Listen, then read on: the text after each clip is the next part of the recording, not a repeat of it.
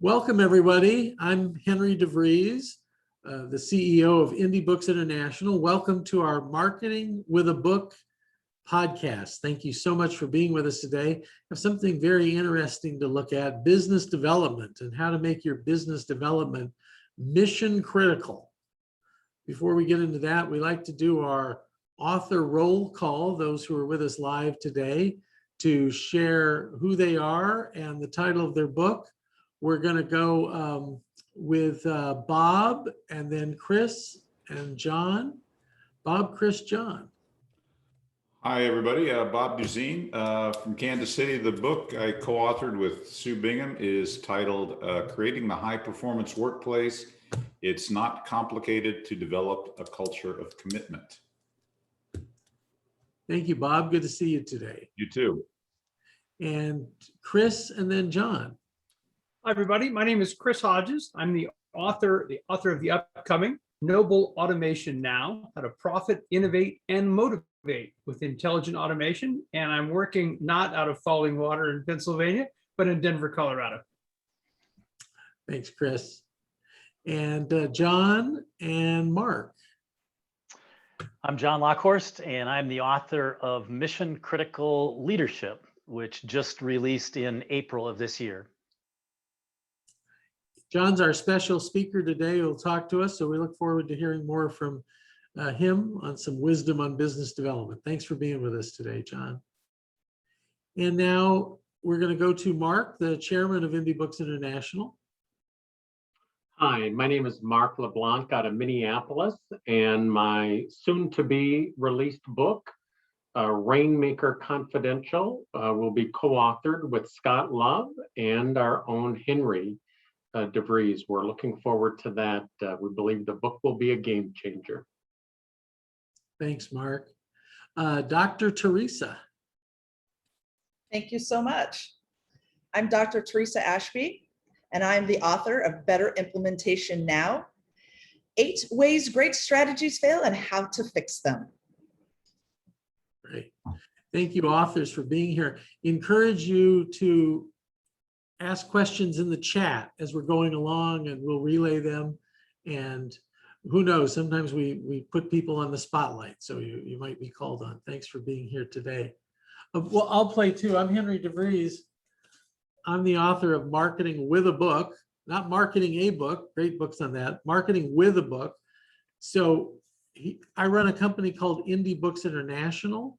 We work with independent consultants who want to attract high-paying clients by marketing with a book and a speech. And in the last 10 years, I've been a ghostwriter, editor, publisher of more than 300 business books, including an international bestseller from McGraw-Hill, How to Close a Deal Like Warren Buffett. So authors report that we help them get more impact and influence, and that's what we're about today. Before we start, Mark, do you have a bit of wisdom you'd like to share with the guests and the listeners? I do, just a bit today. You know, one of the questions on our prospects' minds and hearts and souls when we are in conversation with a prospect, whether they ask you or not, what is often burning on their mind is, what is in it for me? If I book you to speak, if I book you for a training assignment, a consulting engagement, a coaching relationship, what can I expect, or what are the deliverables? And we have a great little pattern. We call it our value statement, and it is actually sentence number 6 of 7 sentences for your defining paragraph that we outline in our book, Defining You. But I want you to jot this preface or this lead into the phrase, because it's a great way to answer that question that is on a prospect's minds. When the time is right, your response could start with, as a result of my work, people often report, or people often share, or attendees of my programs often write in their evaluations that they have more blank and more blank. So for example, how I would answer that question might sound something like this. As a result of my work, people often share they are more focused on a daily basis and able to put more money in their pocket as a business owner. And so your ability to articulate that and pull that out of your back pocket on a moment's notice is critical to creating trust and confidence in your prospect. And on a little side note, I call that the two mores line: more focus, more money. But you can certainly substitute the word more for less or greater or better. But the key thing is being able to articulate the answer to what is on your prospect's mind. Thank you, Henry. Thank you, Mark. Thanks for sharing. So before I bring Jon Lokhorst on, I have two commercials. The first is what Mark was talking about there in your defining statement is so critical if you're an author, consultant, speaker looking to get more impact and more influence.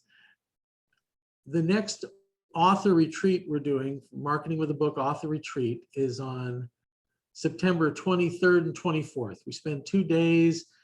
It's a speaking engagement for you because you're talking to a dozen other authors in the Indie Books family. And these are potential partners for cross-market, cross-promotion. And you need to train them on who you are, just as you're going to need to train a lot of people on who you are and what you're about. It's more than just selling books. It's the book gives you the platform to do this. So we look hard at that over 2 days, very interactive. Suzanne will put some message in the chat about that if you're interested in getting more information. The second thing is we announced today the IFF Fall Fling. So it's the Indie Family and Friends Forum Fall Fling. When we had our forum back in March, many of the participants said, we can't wait a whole year to get the family back together again. So we're doing a one-day virtual event on October 29th. It's also a speaking opportunity for the first 18 who sign up. They're going to get to deliver a 2 to 4 minute defining story, defining statement, defining paragraph, all covered in the book Mark and Kathy McAfee and I wrote, Defining You. So it's your opportunity to do that.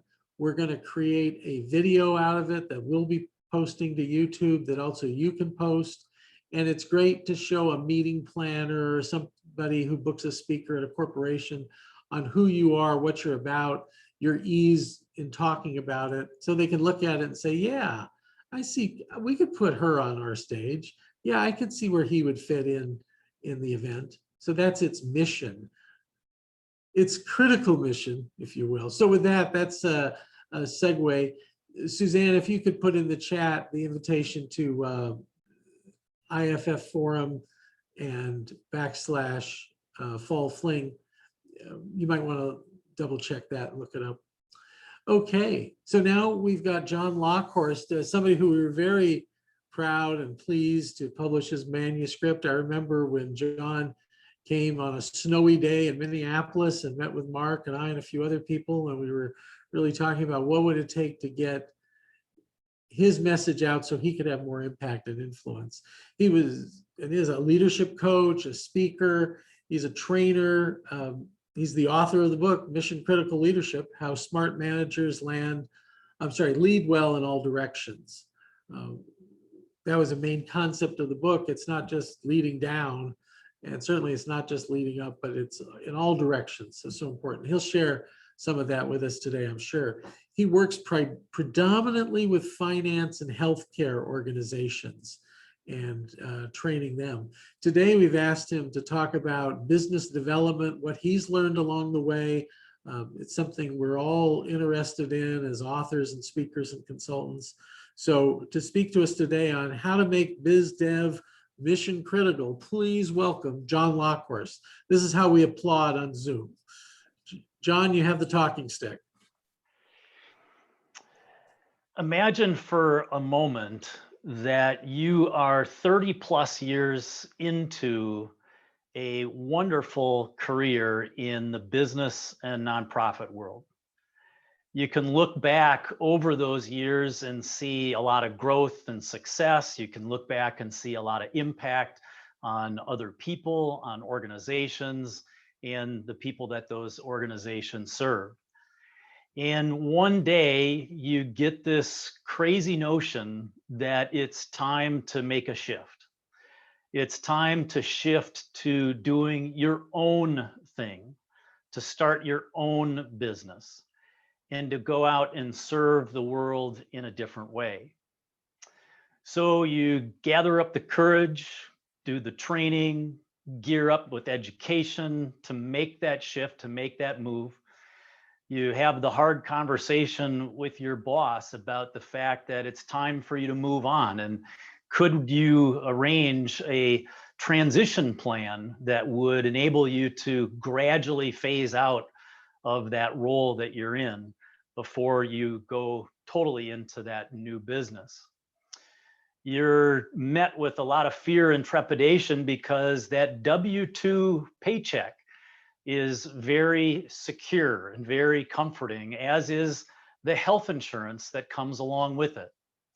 But you go down that road, you get a few months past the last day of transitioning out of that day job, if you want to call it that, and you realize that you no longer have that W-2 paycheck, you no longer have the health insurance, you no longer have an office to drive to go to work, and you truly are on your own. You can look back and you see a lot of great experiences, and you can see a lot of great connections, and even recently conversations about this new work that you're about to embark on.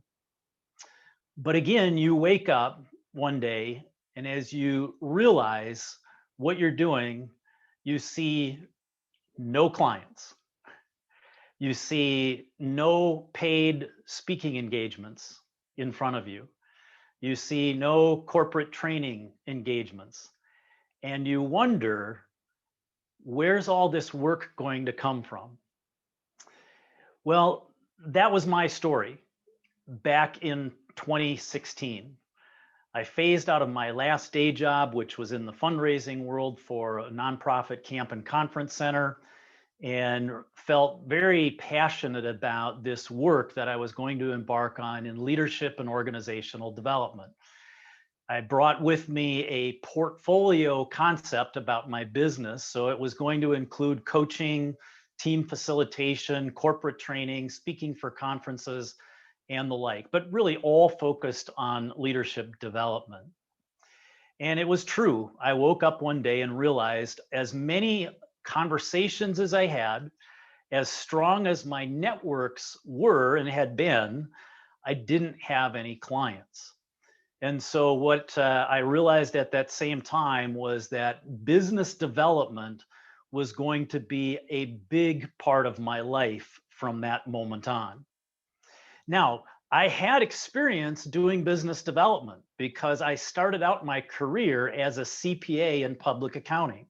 I spent 18 years in that world, and the last of those was as a partner and eventually the managing partner in the firm that I was with. So I was responsible for business development and bringing in clients.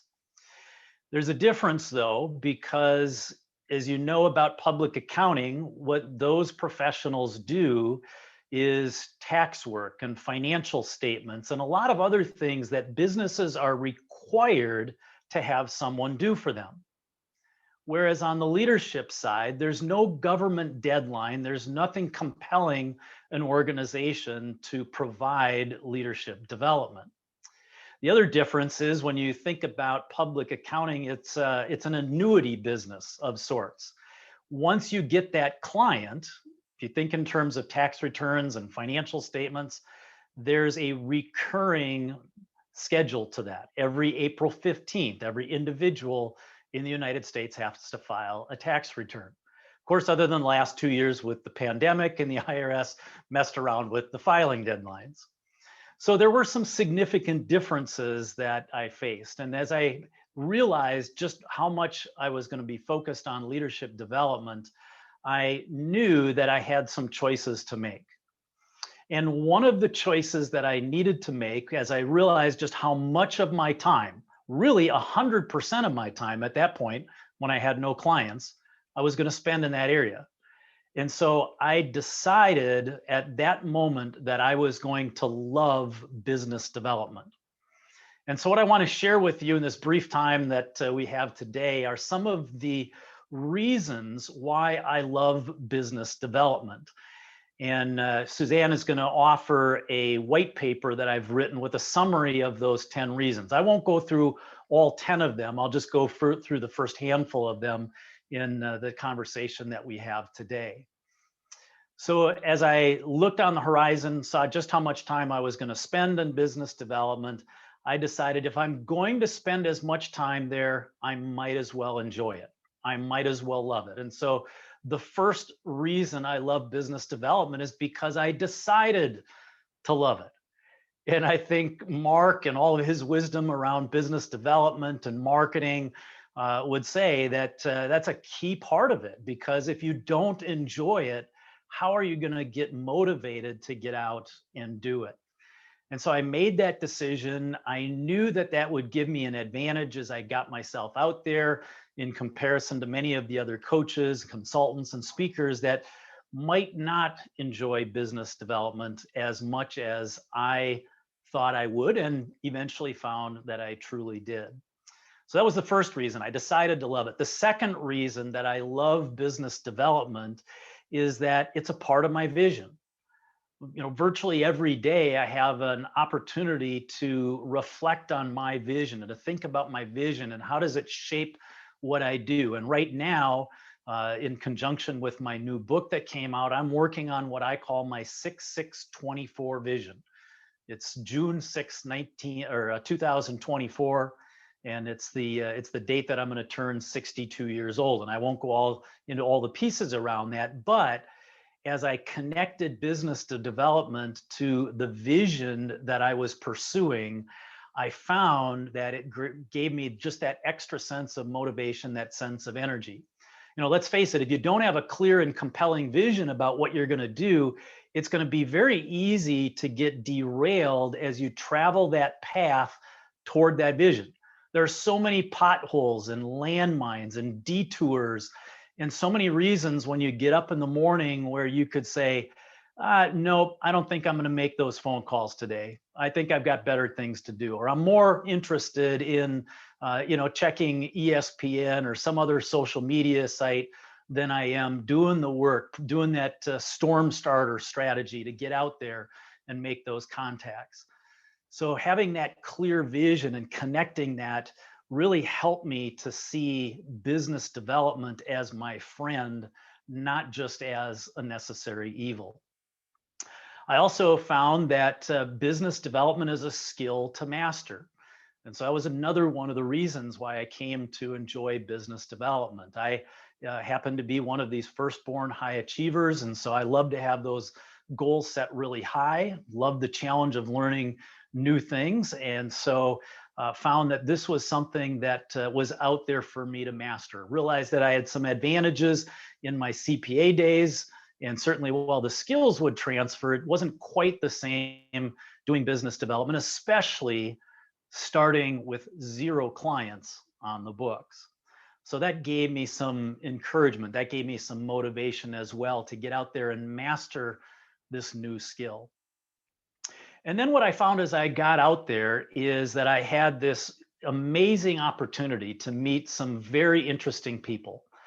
And with every conversation that I pursued, whether it was somebody that was part of my target market that I saw as a prospective client, or someone that might be good for referral service, just some general networking, even gathering intel from other coaches, consultants, and other leadership experts.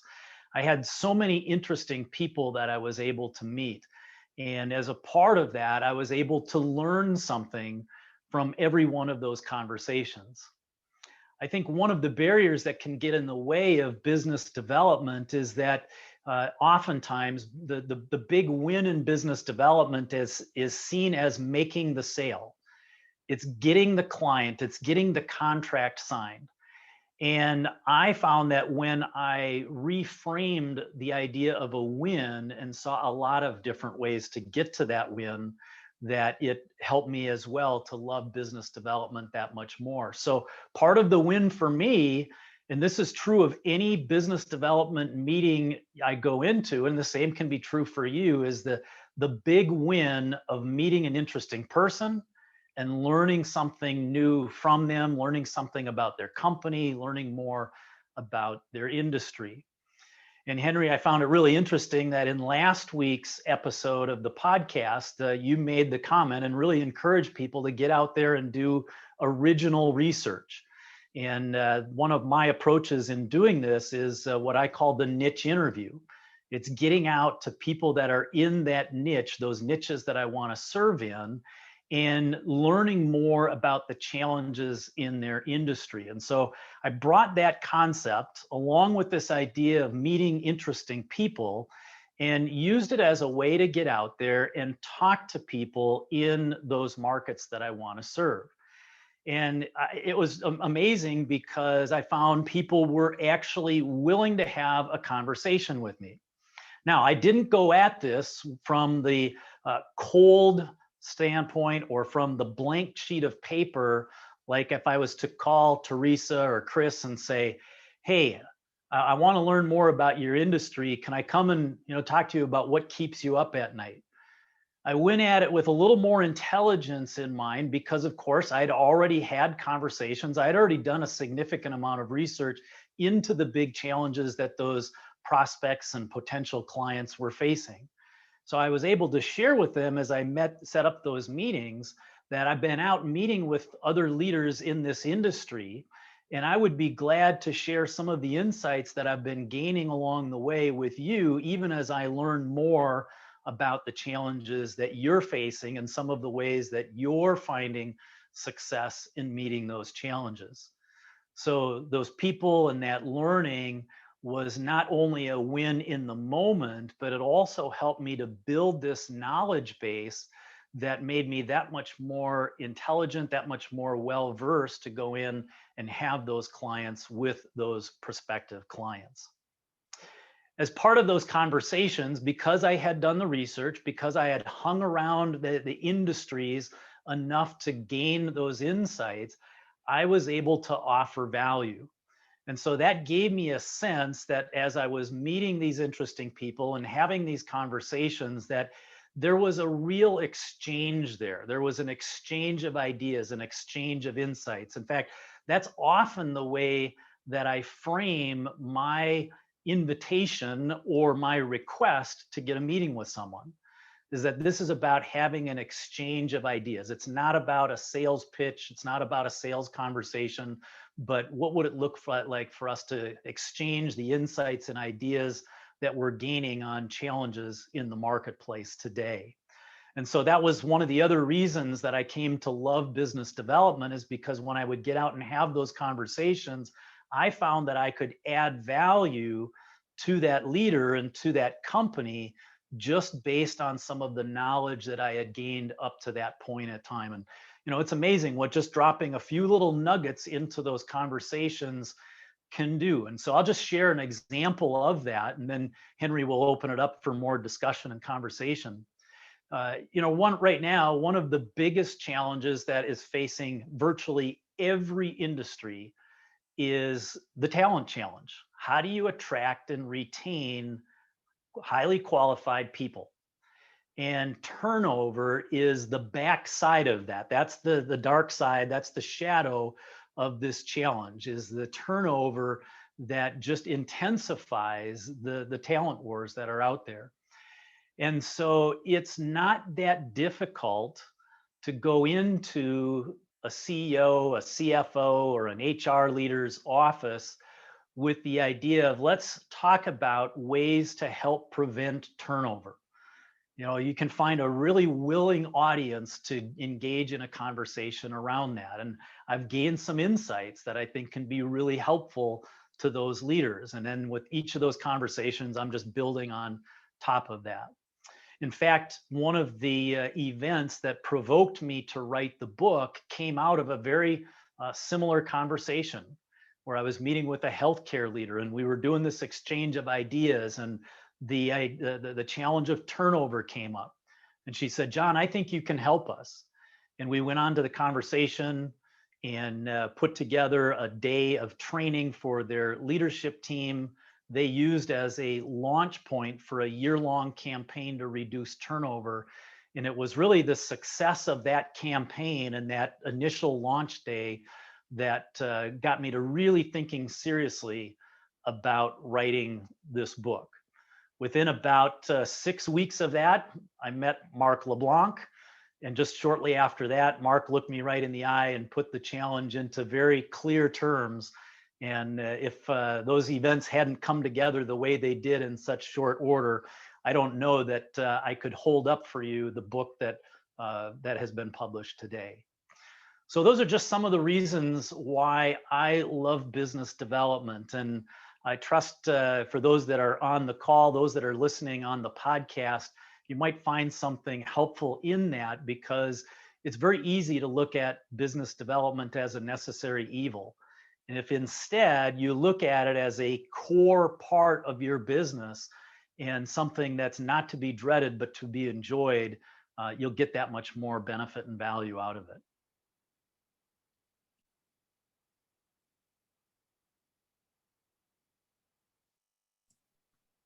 Jon, thank you so much.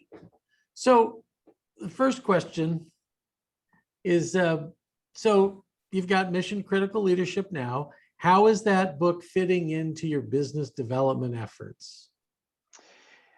Henry, I think as I wrote the book and embarked on that journey, there were several different really underlying purposes for the book. And one of the significant ones was about business development. And I saw it being helpful in a couple of different ways. Number one, it becomes that business card. It's a much more robust business card that you can hand to somebody, than you can mail to somebody, than the little 1 by 2 inch card or whatever they are that everybody has in their back pocket. So it's a differentiator in that way in comparison to a lot of other coaches, consultants, and speakers.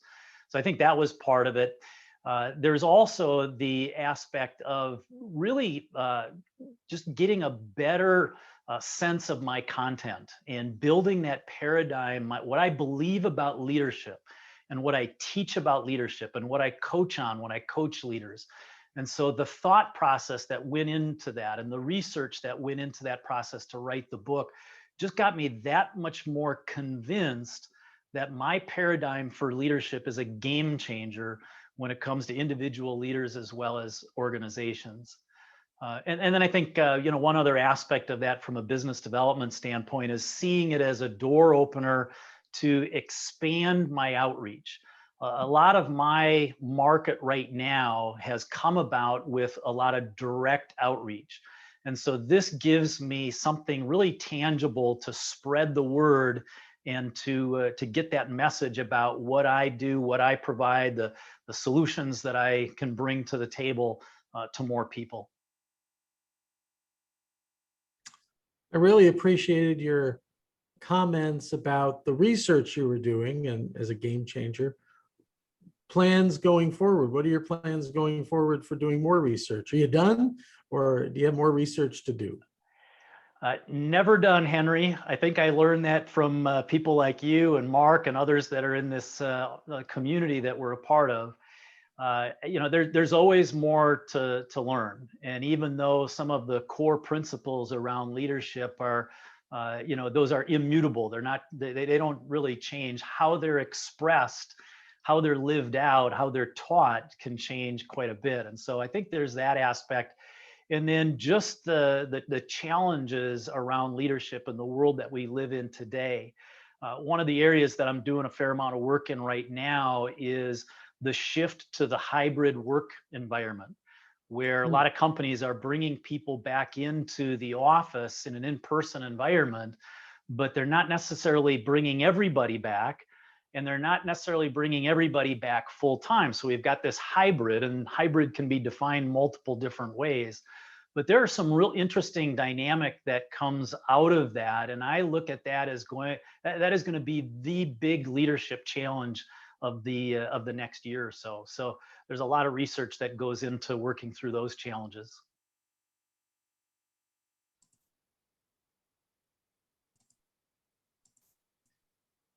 So something I like about you, Jon, was highlighted in a Walt Whitman quote about being curious and not judgmental.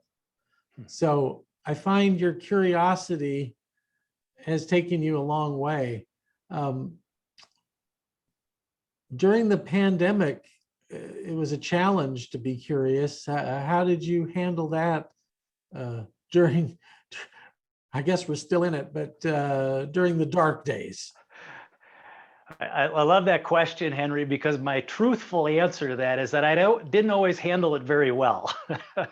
I will admit to having plenty of days where I would get tired. I mean, I can't complain about my home office. I absolutely love the space that I have, and it's a great place to be. I just didn't plan to be here, and I didn't want to be here every day, day in and day out for as long as we did. I like being out there. I was already doing work virtually, and so it wasn't a big shift for me to do that, but I enjoy the opportunity to get out. I enjoy the travel, meeting people in new places, different areas of the country, because, there's different context and there's different cultures that you can learn from. So I think for me, the challenges came just being, feeling like this lockdown mode. And the other part of that was, I mentioned earlier, or you did in my introduction, that my two primary markets that I work in are finance and healthcare. So healthcare, they were nose down fighting the virus. And so a lot of their programs got put on the back burner so that they could fight the virus and then start rolling out the vaccine. And then you had the finance side, and the finance side was fighting the economic impact of the pandemic, especially in those early years. And because I'm a former CPA, I do a lot of work with CPAs and CPA firms.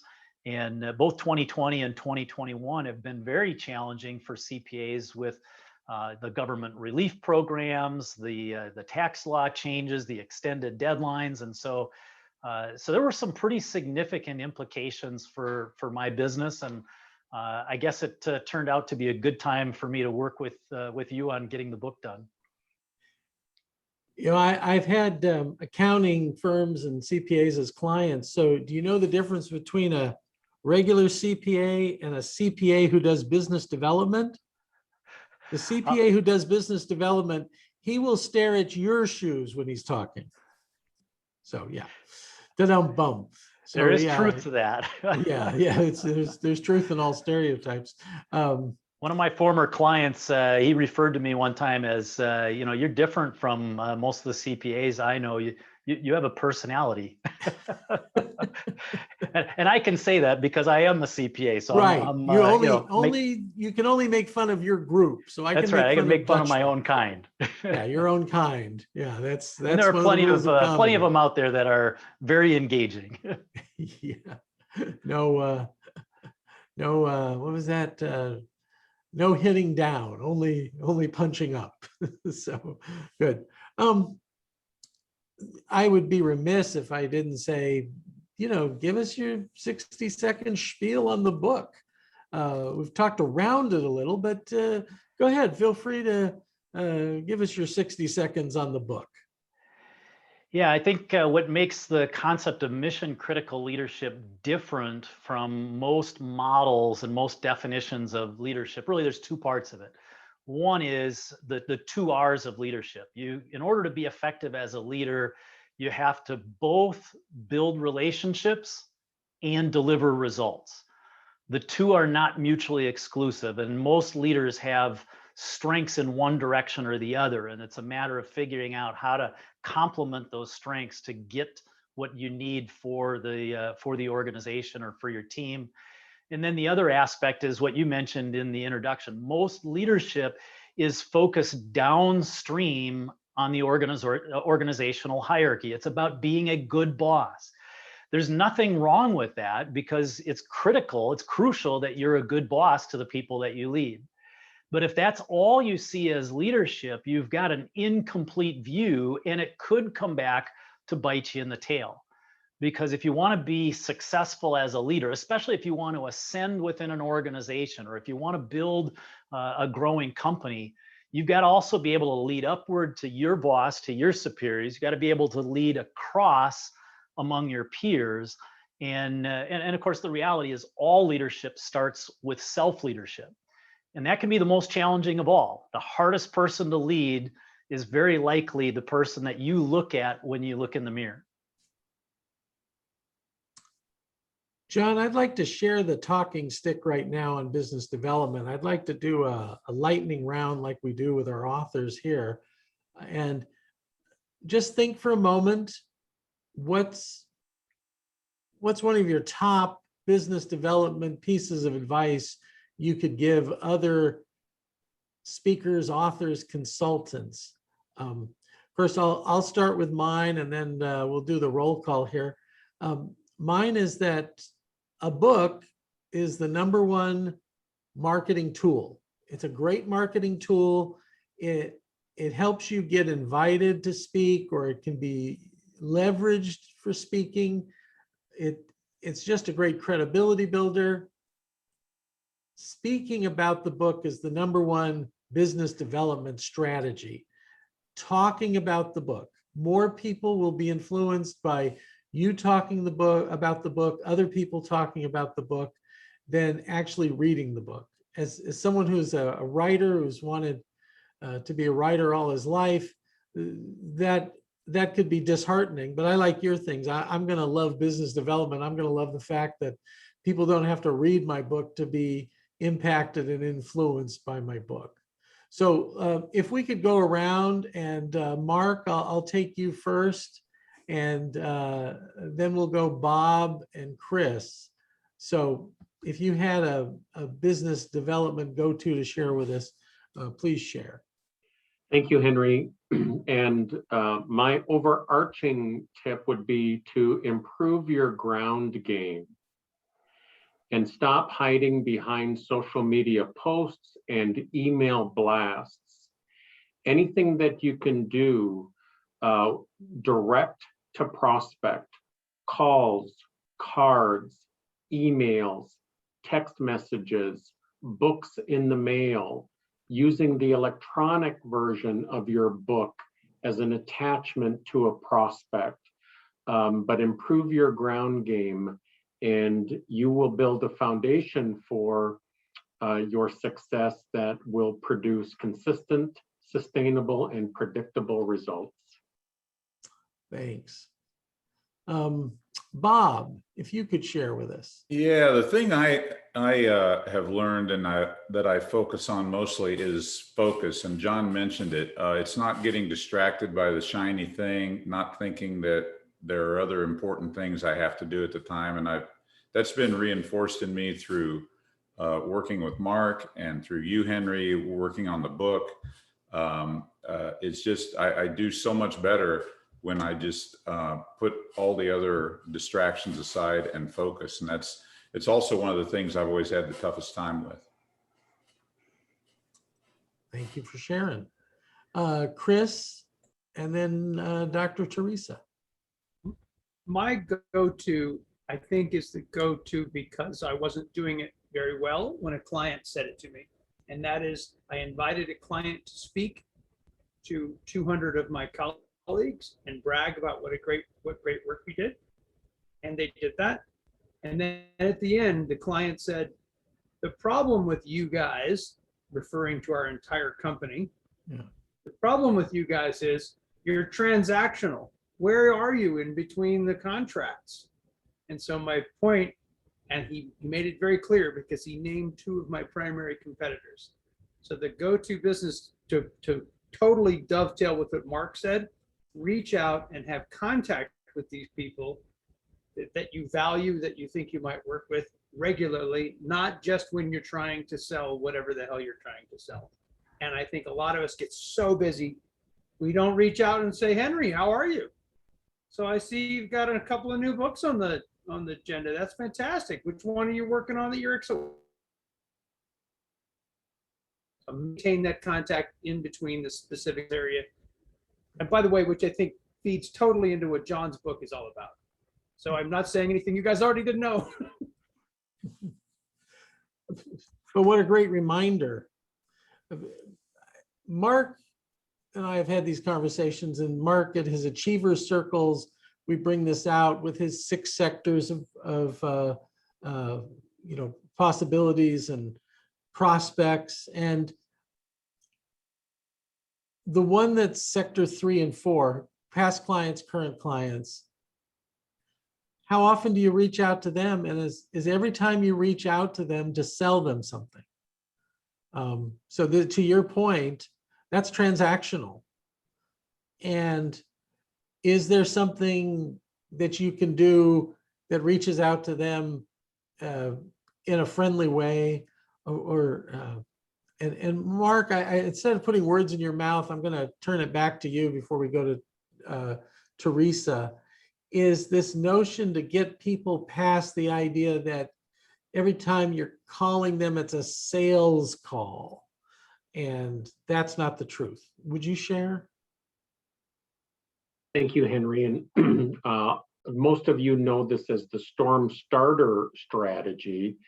And most people confuse a storm starter call or a storm starter email with it being a sales call or a sales or marketing email. But Chris, to your credit, the storm starter strategy is just simply a reaching out strategy, maintaining top of mind. And, the worst thing you want, or the one thing you don't want, is for a client or a prospect to hear from you every time, or the only time is when you want to sell them something. So what I'm finding is that while the storm starter strategy can fill your pipeline and create amazing opportunities, it's just as important to keep the storm moving. And I think I have fallen down on the job over the course of time with my active clients and my past clients, when in fact, that's where the real sliver of gold is. So thank you, Chris, for that reminder. Thanks, Mark. Teresa, what would you like to share? Yeah, I think it's what I've learned from being in your circle and your sphere of influence. It's really focusing and showing up, as Mark put it, the ground game, in places that are my target rich market. Whether I'm looking for a speaking engagement, talking on a podcast, even looking for a guest for my podcast, it's where is that target rich market?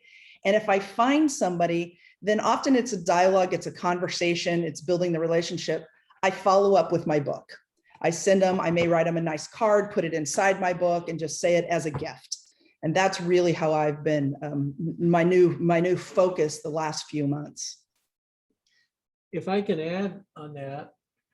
So Persuade with a Story, my book, I priced it at 10.